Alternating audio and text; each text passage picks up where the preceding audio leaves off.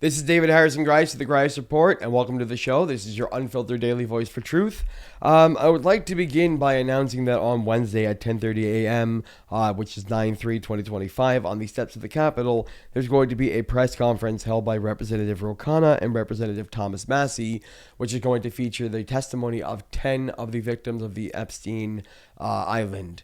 So we're going to actually hear from the victims themselves, so I highly recommend tuning in to that press conference, and we'll be giving commentary later that evening on an analysis as well on what we heard. So let's get into tonight's show. So number one, we are just days away from the invasion of multiple different cities by Kristi Noem and the Department of Homeland Security. So Tom Homan made the threat, as I reported last week on Thursday. Kristi Noem just yesterday and today has doubled down on that threat. And we have a clip here from a very problematic CBS interview. But I would like for you to actually hear Kristi Noem in her own words and how she kind of dodges an actual question about immigration enforcement and what that's going to look like in our cities, and instead kind of goes on to this. I fought for my people. This seems like it's more about Governor Pritzker's ego now rather than actually protecting his people. If he has one murder in the city of Chicago, he should be calling President Trump and saying, what's your ideas? What can we do? They don't even honor our detainers in Chicago. They don't go out there and work with us to make sure we're bringing people to justice. And instead he goes on TV. Yeah. So I find this problematic for a number of reasons. So number one, murder is bad. Okay, we could all agree that murder is bad. Nobody is advocating for murder. Murder is a crime. It is bad. People die. People get hurt. The families, victims, everything else. So nobody's arguing that murder is good. But the idea that a governor of a state, such as Pritzker of Illinois, should call the president of the United States every time there is a murder when there are specialized homicide divisions of local law enforcement that can handle the job. To me, it feels like they're trying to normalize full federal control of every state. And if we have full federal control of every state, we are no longer a republic or a democracy. We are now an empire, a totalitarian dictatorship where Trump has the final say in everything. And that is the death of democracy, and we must not allow this to happen. So if you like what you're hearing tonight, please remember to like, subscribe, and down here I have an email address, thegreisreport@gmail.com. Again, that's thegreisreport@gmail.com.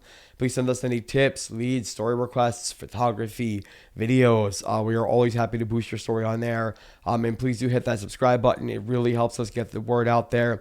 Thank you to all of those who are already subscribed. We are seeing the boost in the numbers already. And it's really helpful to actually get the news out because that's how the algorithm works. More followers, the more views.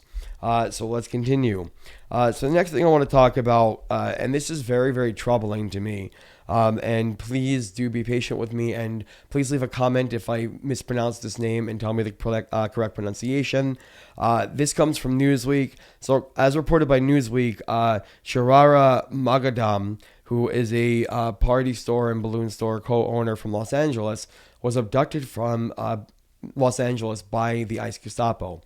Now, what is particularly troubling about this particular instance is that this individual was already approved for citizenship. So they have a green card, not the green card of citizenship, but that's the first step. They have a green card. They passed their citizenship exam. They were literally just waiting to do their final swear-in ceremony, hold up the hand and they swear to be a good citizen and the rest of that. That's literally the final step before you're handed like your permanent citizenship. Well, she was at that stage about to do her ceremony and they abducted her. Now, this is problematic because at that point, you should be given most of the rights of an American citizen because you've already passed your exam. You are already been deemed worthy of citizenship. She was already approved and they still took her away anyway. So in my mind, this feels an awful lot like a very close step to taking in citizens. Now, if ICE begins to arrest citizens, we have now moved from immigration enforcement to complete imperial security. And we're going to keep our eye on the pulse and figure out what's going to be happening here. It is still a developing story. Last thing I want to talk about comes from WGN-TV, which is a Chicago suburb, local news station. There is an ICE facility in Broadview, Illinois. It is the same story as 26 Federal Plaza in Chantilly, Virginia.